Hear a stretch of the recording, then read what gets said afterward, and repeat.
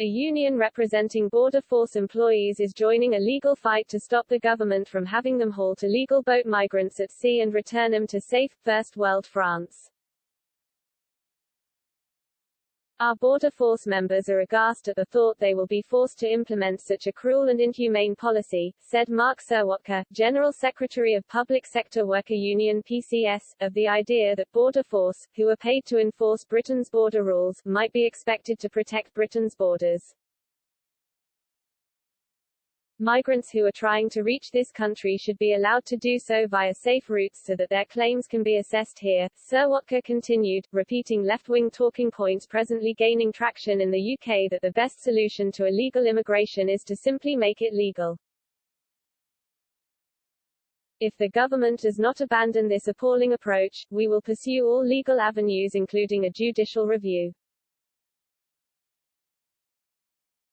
PCS will not rule out all forms of industrial action, including disrupting the implementation of the pushback policy if the Home Secretary insists on going ahead, he threatened. PCS's press team says the legal challenge is being led by the controversial pro-migration organisation Care for Calais, and that the union is proud to be joining them. It is unlikely the Priti Patel-led Home Office's instructions to Border Force to turn back migrants, hitherto escorted the rest of the way to England's shores by the with no opposition after being intercepted by the British authorities, will ever actually be implemented, whatever the outcome of the legal challenge, given they only apply in very limited circumstances.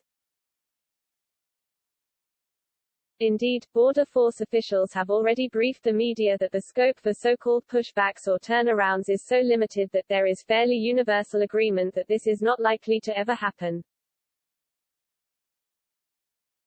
The captains of the cutters have control of the process and in practice, if they're not willing to use it, it will never happen, sources explained. We will not be easily pushed about by Home Secretary Priti Patel. Ultimately it's a decision for the captain and nothing can override the right to captain their vessel, they bragged, as if they should have every right to defy the elected government minister to whom they are supposed to be answerable.